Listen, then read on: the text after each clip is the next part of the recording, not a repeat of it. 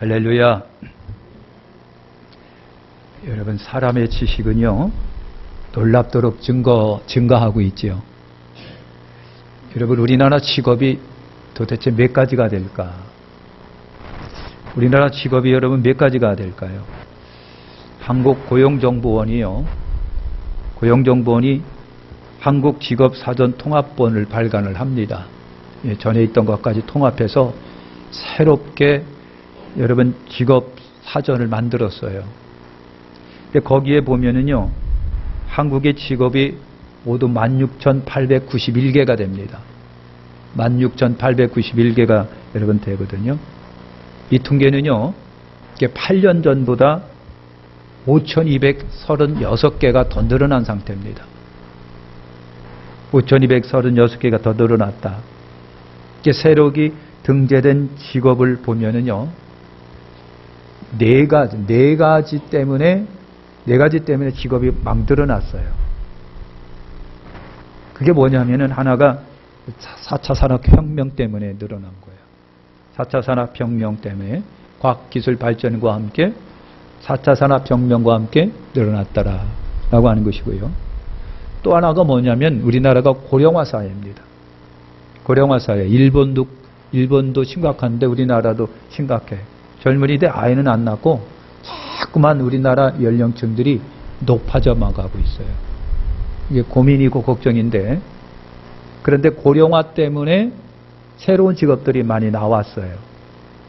이런 것이 있고요.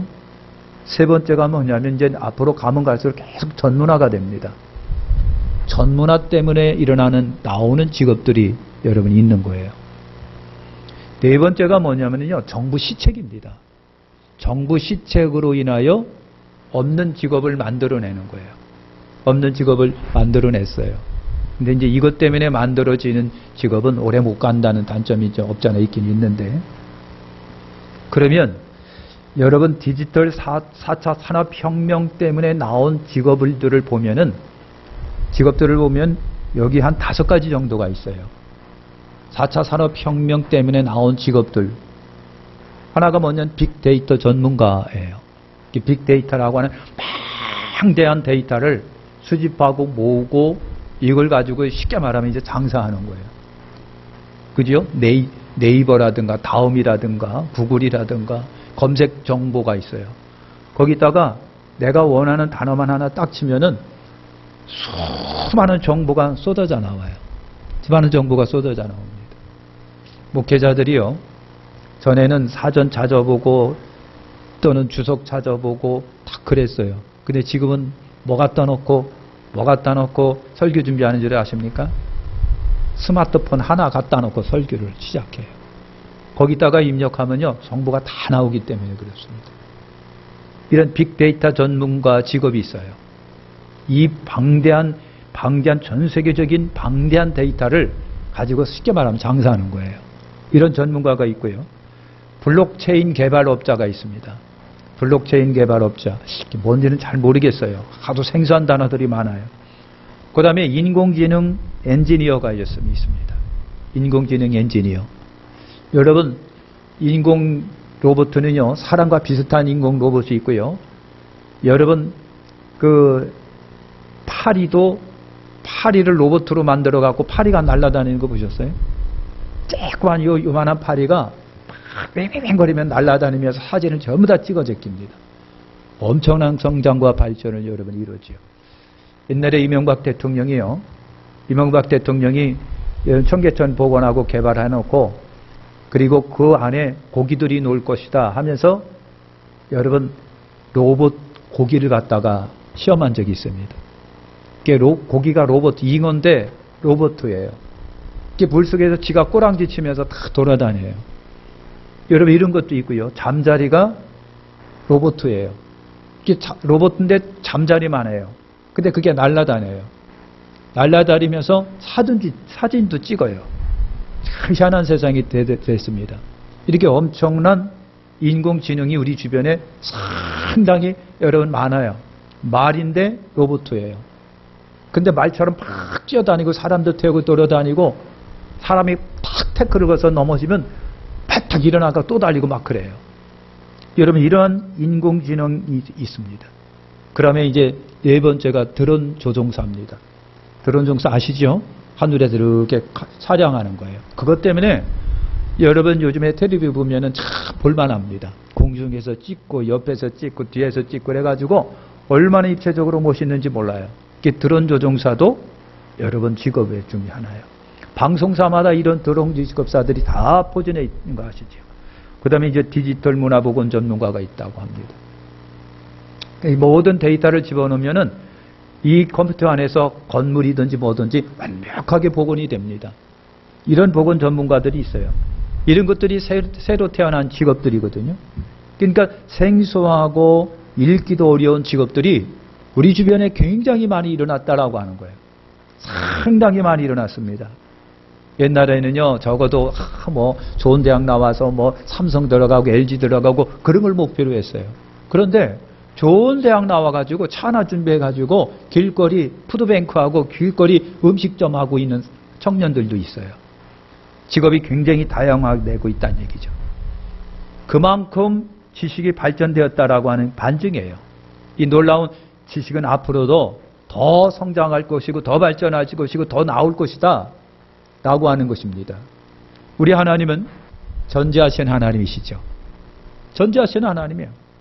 눈에 보이는 것만 아시는 분이 아니고 눈에 보이는 것만 아시는 분이 아니라 아무리 인간의 지식이 놀랍도록 성장해도 오늘 사실은 우리 눈에 보이는 것만 해당이 돼요.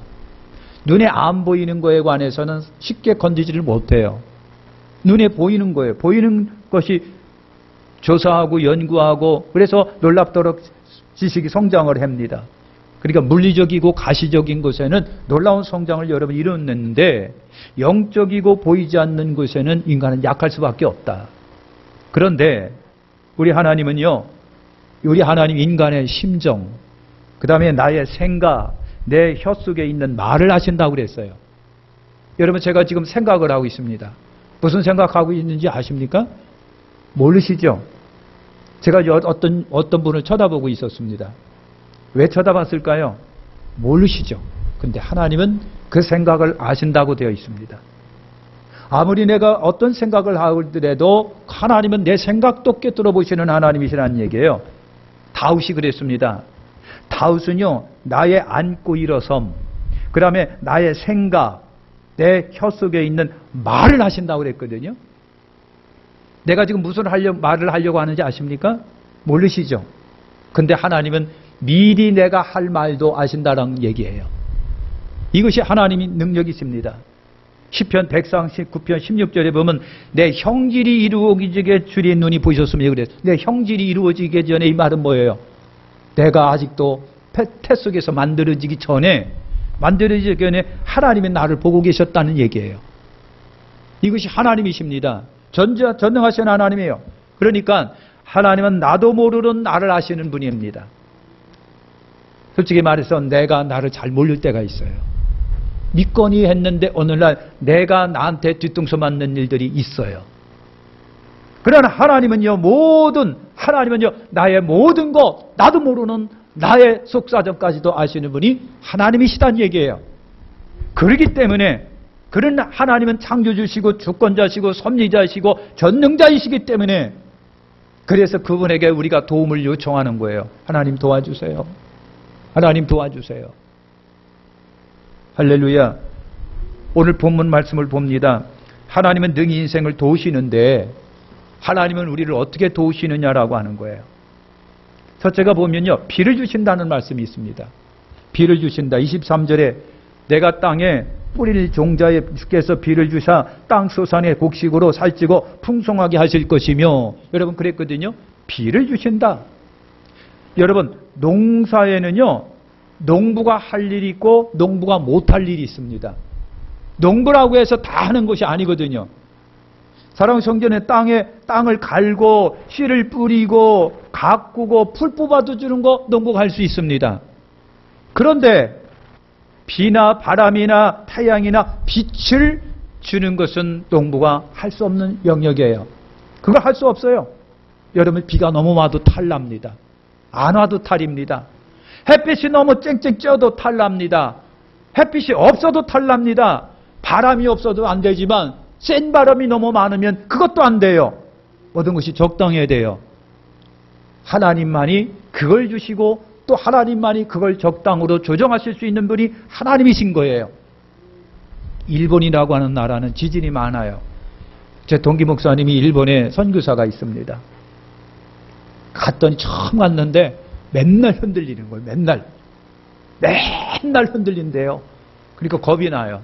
근데 이제 몇 년 되다 보니까 그냥 아무런 감각도 없대요. 이제 늘 흔들리려니 여러분 하는 거예요.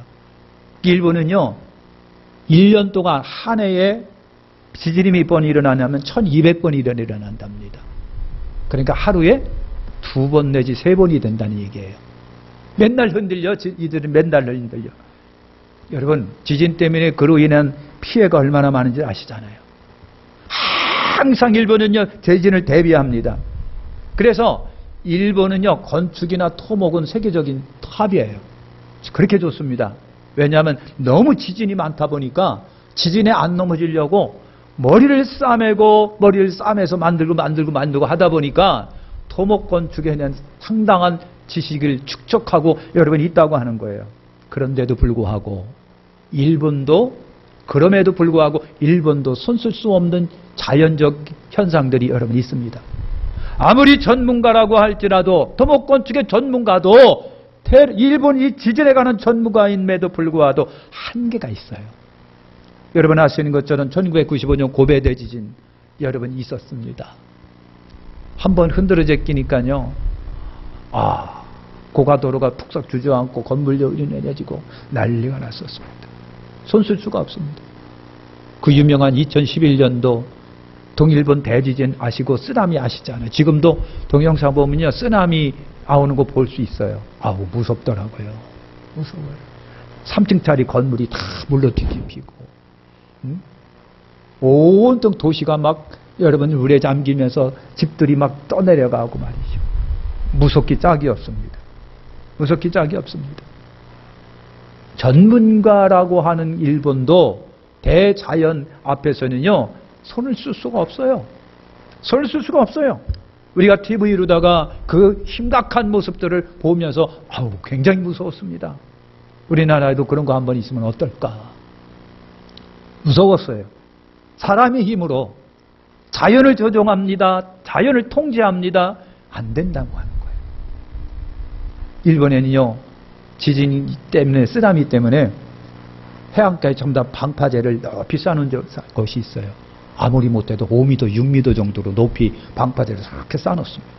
그러니까 바다하고 동네하고 이렇게 방파제로다가 구별을 해놨어요. 근데 이 2011년 쓰나미 때문에 그게 넘었어요. 넘어가지고요 온통 동네가 물에 잠기고 난리가 났습니다. 더군다나 원자로가 폭발이 되고요. 무섭습니다. 여러분 그럼에도 하나님은 자연을 다스리시는 분이라고 하는 걸 잊지 마시기를 축원합니다. 시편 148편 3절과 4절에 보니까 해와 달아 찬양하며 광명한 별들아 찬양할지어다 그랬어요. 5절에 보니까 저가 명하심에 지음을 받았습니다. 6절에 저가 그들을 영영히 세우고 피치 못할 명을 명하셨도다 그랬어요. 오늘 우리가 읽은 말씀에 보니까 하나님이 비를 주셔야 곡식이 살찌고 풍성케 된다 그랬어요. 하나님이 비를 주셔야 돼요. 여러분 농부의 소망이 뭔 줄 아십니까? 풍년이에요. 그래서 풍년이기 때문에 농부가 심어놓고 풍년을 대방합니다.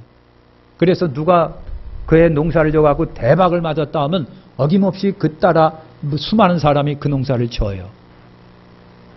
그러다가 한 해는 괜찮다가 이튿 내 보면 또 어떡하고요? 푹 주저앉아가지고 또 손해를 봐요. 이번에 보니까요 섬진강이 넘쳐가지고 난리가 났어요. 난리가 났어요. 그렇게 키워놨던 여러분 인삼밭 6년 5년 6년짜리가 다 물에 잠겨버려서 쓸 수가 없게 되고요. 그냥 여러분 인공 양식 키워놨던 양식 고기들이요 다 폐사당하고요. 온통 여러분 동네들이 물들에 잠겨가지고 피해가 막심합니다. 사랑하는 성도 여러분, 농부의 소망은 뭡니까? 풍년입니다. 그런 거예요. 사업가의 꿈이 뭐겠어요? 여러분 투자한 것에 몇 배를 걷어내는 것이 기업가는요, 큰 기업을 이루는 것이 여러분 꿈이잖아요.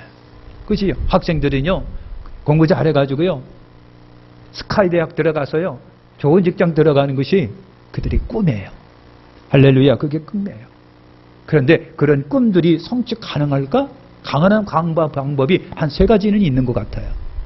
첫째가 뭐냐면 자수성가 방법이에요. 그러니까 지가 그냥 머리 박치고 들어가서 그냥 피땀 흘려갖고 일궈내는 자수성가가 있어요. 두 번째가 뭐가 있느냐면요, 투자자를 잘 만나는 거예요. 내가 뭔가를 딱 발명해냈는데 그걸 갖다가 딱 공개했더니 눈여겨보는 사람이 있더라고요. 그거 괜찮네. 그래서 투자를 해요. 내가 돈을 지불할 될 테니까 너 한번 해봐. 그래서 거기에 대박이 터지면요, 같이 돈 버는 거예요. 그러니까 투자자 잘 만나면 성공하는 역사가 여러분이 있는 거예요. 어느 목사님이요, 돈이 없는 거라. 그러니요, 기도는 많이 하고 그랬는데 돈이 없는 거예요. 그러니까 어느 날 기도원에서 설교 한번 했는데 큰 사업가가 그 설교를 듣고 저 목사님 괜찮네 하고 자기가 돈을 다 들여갖고 교회를 멋지게 하나 딱 져줬어요. 져줬다니까요. 근데 왜 이렇게 불만으로 쳐다보세요? 져줬다니까요. 그분이 텔레비에 나오신 어떤 목사님인데, 멋지게 교회를 딱 져주니까 막 몰려드는 역사가 있었어요. 투자자 잘 만나면 여러분 더 대박치는 놀라운 역사가 여러분 있는 거예요. 또 하나 방법이 있어요. 저와 여러분들에게 해당돼요.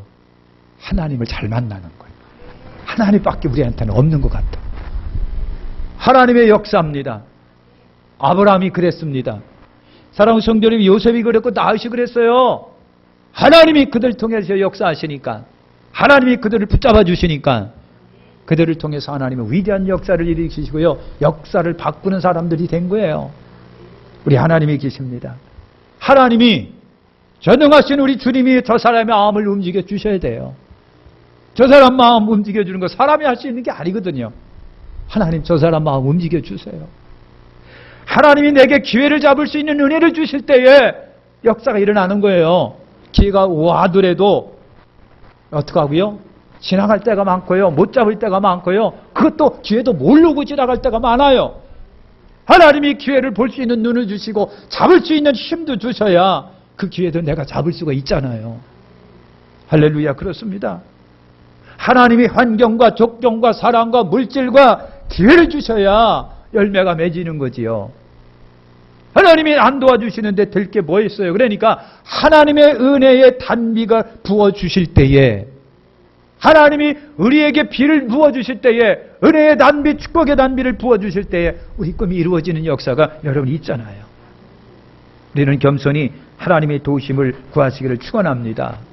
은혜의 단비가 내 인생, 내 삶에, 우리 사업장에, 우리 가정에 임하도록 간구하시기를 축원합니다. 무시로 성령 안에 기도하고요, 구하는 자가 받고, 구하는 자가 얻고, 구하는 자가 늘릴 수 있는 축복의 역사가 있는 거예요. 하나님, 우리에게 비를 내려주세요.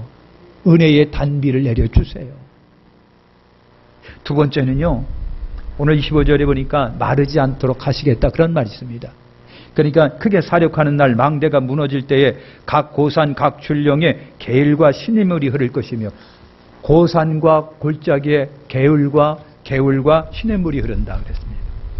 사랑하는 성도 여러분, 이스라엘 땅은요, 거의 다가 산악지정인데다가 광야입니다.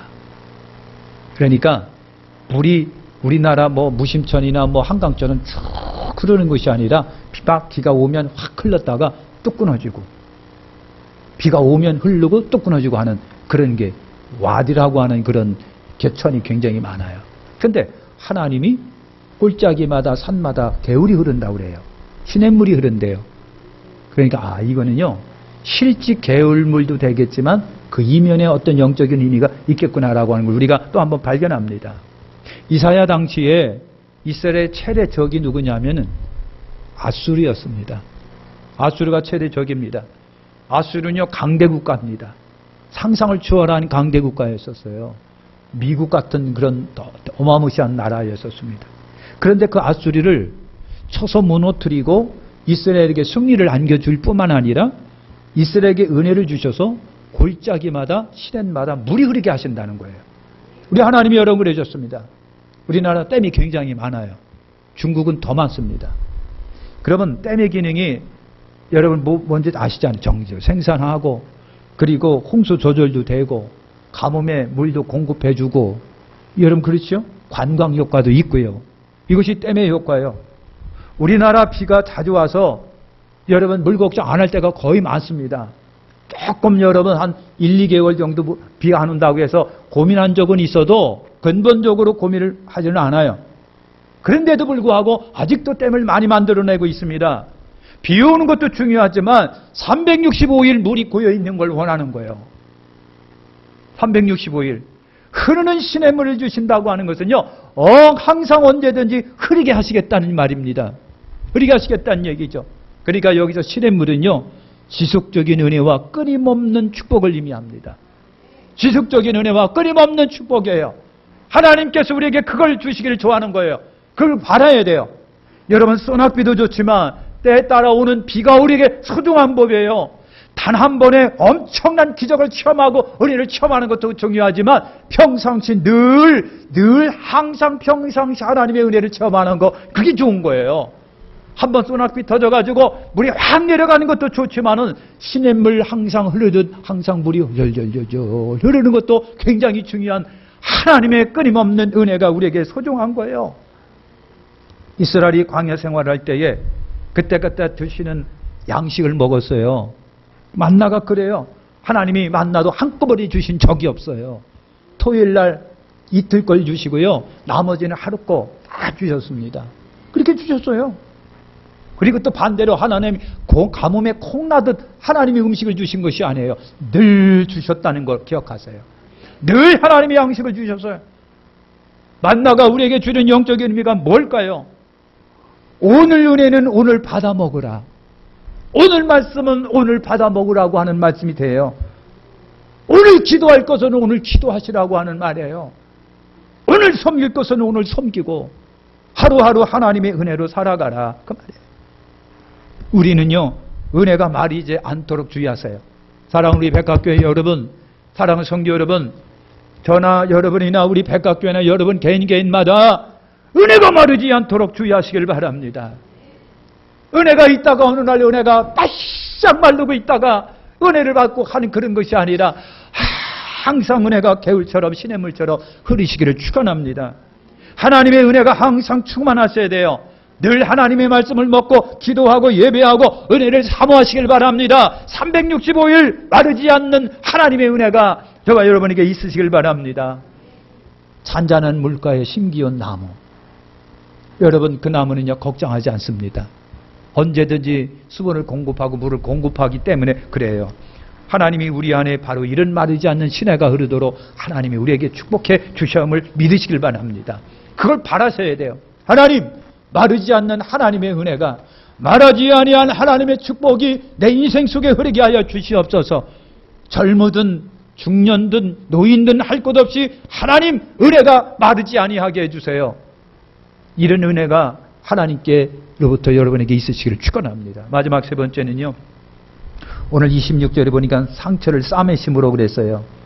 여호와께서 그 백성을 상처를 싸매시며 그들의 맞은 자리를 고치시는 날에 달빛 햇빛 같겠고 햇빛은 7변화되어 7날의 빛과 같으리라.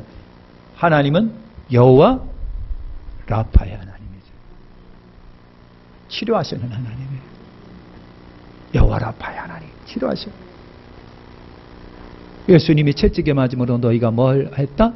나음을 얻었다. 여호와 라파의 하나님인데 아들을 보내주시고 채찍에 맞음으로 너희가 나음을 입었다. 그런 말이에요. 우리 하나님이 그런 하나님이에요. 육신의 병도 골치 아픈 거지만은 마음의 정신의 병은 더 골치 아픈 거예요. 골치 아파요. 영혼의 질병을 앓는 사람들이 많아지고 있다고 하잖아요. 일본에는 그 수가 급격히 늘어났어요. 근데 우리나라도 이상하게 그 참 안 좋은 걸 닮아가고 있는 그런 거 선상이래요. 여러분 그것이 없기를 바랍니다. 없기를 바라는 거예요. 마음의 병은요 사람을 황폐하게 하잖아요. 가정을 황폐하게 하잖아요. 여러분 이런 글이 있습니다. 분노가 심하면 간이 상하고, 우울이 심하면 폐가 상하게 되고, 공포가 심하면 신장이 상하게 되고, 지나치게 골똘하게 생각하면 비장이 상하게 된다. 그래서 평상심을 유지할 것을 스스로 돌아보아 여유를 가지고 늘 감사하는 마음을 가져라. 아멘. 그렇게 되시기를 축원합니다. 끊임없이 찾아오는 염려, 근심, 불안, 초조, 근심, 걱정. 없을 수가 없어요. 없을 수가 없어요. 여러분, 이런 분노나 공포나 우울, 집착, 이런 것들 내 마음대로 안 돼요. 솔직히 말해서. 내 마음대로 안 돼요. 내가 쉽게 다릴 수 있는 문제가 아니에요. 우리 하나님이 통제해 주셔야 돼요. 하나님이 이것 좀 다스려 주셔야 돼요. 하나님이 이걸 막아 주셔야 돼요. 끊임없이 우리가 기도해야 됩니다. 하나님, 우리 마음속에 하나님 나라 이루어지게 해주세요. 하나님 나라는 먹고 마시는 것이 아니라 의와 평강과 희락이라. 성령 안에 의와 평강과 희락이라고 그랬어요. 그러니까 하나님 성령으로 충만케 해주셔서 평강이 있고 의가 있고 평강이 있고 희락이 있게 도와주세요. 그래야 이와 같은 우리 속에 있는 분노, 공포, 우울, 기심, 염려, 걱정, 근심 이런 것들이 다 정복될 줄 믿습니다. 여러분, 우리가 그렇게 돼야 돼요. 우리 주변에 사랑하는 성전에 마음의 병으로 고통당하는 사람이 한두 사람이 아니잖아요. 마음의 상처를 안고 살아가는 사람이 많아. 어른은 애들의 학생대로, 주부는 주부대로, 남편은 남편대로, 여러분 애들은 애들대로, 교사는 교사대로, 학생은 학생대로 마음의 상처를 받고 살아가는 사람이 많아요. 이거 하다가 상처받고 저거 하다가 상처받고. 에? 그래서 병원이 문정성시를 이룬다고 하잖아요. 병원이. 어느 병원도 그럼에도 불구하고 자신 있게 치료해 준다고, 치료하겠다고, 치료된다라고 자신 있게 얘기하는 의사들이 없어요. 그래서 의사들이 그랬대요. 의사 환자들 앞에서는 걱정하지 마세요. 납니다. 그래놓고 지들끼리 만나서는 안 되겠는데 그랬대요. 그러나 믿음의 사람들에게는 우리 주님이 하실 겁니다. 그러니까 걱정하지 마시고 기도하는 여러분 되시기를 축원합니다. 하나님이 내가 고치시리라, 내가 싸매리라, 내가 온전케 하리라. 그래서 할렐루야. 하나님이 그러시는 거예요. 여러분, 신앙에 병든 자들이 요즘에 많이 나와요. 신앙에 병든 사람들, 사랑하는 성전에 하나님 잘 섬기던 사람이 어느 날 하나님을 섬기지를 않아요. 하나님을 섬기지를 않아요. 예수 잘 믿던 사람이 어느 날 다른 것에 빠져있고 심취되어 있는 것을 보는 거예요. 잘 나오던 사람이 안 나와요. 왜 그러냐고요? 교회에 나오던 사람이 어떻게 또 교회를 빠져요? 사랑하던 사람이 그 사랑이 식어지고 여러분 믿음에 빠져서 오늘날 내일 하는 사람이 있어요. 열심히 던 사람이 열심히 사라지고 하나 없이 게으름에 빠져있는 신앙의 사람이 있어요. 신앙에 병든 사람들. 기도할 사람이 기도 안 하고 있는 거, 충성할 사람이 충성 안 하고 있고, 모이기를 힘써야 될 사람이 모이기를 안 하고, 신앙에 병든 거예요. 신앙에 병든 거. 그러나 하나님은 어떤 이유로든지 우리의 상처를 싸매고 입히시고 고쳐주시는 분인 줄 믿으시기를 축원합니다. 십자가가 우리에게는 희망이에요. 예수님만이 복음이고 치료예요. 예수님이 우리의 죄악의 질구를 대신하셨고요. 내가 채찍에 맞음으로 너희가 나무를 입었다, 그렇게 말씀하시잖아요. 예수만이 소망이고 예수만이 우리에게 전부고 예수만이 우리의 아픔을 아시고요, 치료하시고 져주시고 동행해 주시고 낫게 해주시는 분이에요. 싸매 주시는 분. 사랑하는 성도 여러분, 십자가를 의지하고 믿음으로 간구하시길 축원합니다. 마치겠습니다. 하나님 우리를 도우시는 분이에요. 하나님 우리를 도우신다. 때를 따라 비를 주셔서 풍성하게 하시고 열매를 거두게 하시고요, 하나님만이 내가 못하는 것을 하실 수 있는 분이에요. 농부가 할 수 있는 것과 없는 것이 있어요. 바람이 부는 건 내가 뭐 어떻게 할 수 없고, 물이 섬진강 넘쳐가지고 막 다가오는데 농부가 가로막고 있다고 해서 되는 것이 아니에요. 어쩔 수 없어요. 우리 하나님만이 하실 수 있는 거, 하나님이 우리의 삭막한 삶에 시내가 흐르게 하시는데 마르지 않는 시내가 흐르게 해주셔야 됩니다. 하나님, 마르지 않는 은혜의 신내가 우리 인생 속에, 내 삶에, 우리 가정 속에, 우리 아이들 속에 흐르게 도와주세요. 물가에 나무, 심겨운 나무가 시절을 쫓아 푸르름이 있고 열매를 맺는 것처럼 아버지 하나님 끊임없이 은혜가 공급되게 해주시고요, 하나님 우리의 마음의 상처 심해주시고 낫게 해주시고 고쳐주세요. 어떤 마음의 상처도 어떤 신앙의 상처도 하나님이 싸매주세요. 하나님만이 우리의 모든 문제를 해결해 주실 수 있는 분이에요. 하나님만이, 우리 주님만이 해결해 줄 수 있는 분이다. 기도하겠습니다. 두 손을 우리 마음에 얹으시길 바랍니다. 두 손을 마음에 가 올리시고요. 오늘 주신 말씀처럼 하나님만이 피를 주십니다. 하나님만이 시냇가의 골짜기에 물이 흐르게 하시나이다. 하나님만이 상처를 심으려 하고 싸매주시나이다. 아멘. 하나님 싸매주세요. 단비를 주세요. 빠르지 않는 은혜의 단비가 내 속에 있게 도와주세요. 우리 한번 조용하게 그러면서 애절하게 간절하게 같이 한번 기도하겠습니다. 하나님 감사합니다. 하나님 감사합니다. 마르지 않는 시냇가, 마르지 않는 은혜의 단비가 우리 속에 이르게 하옵소서.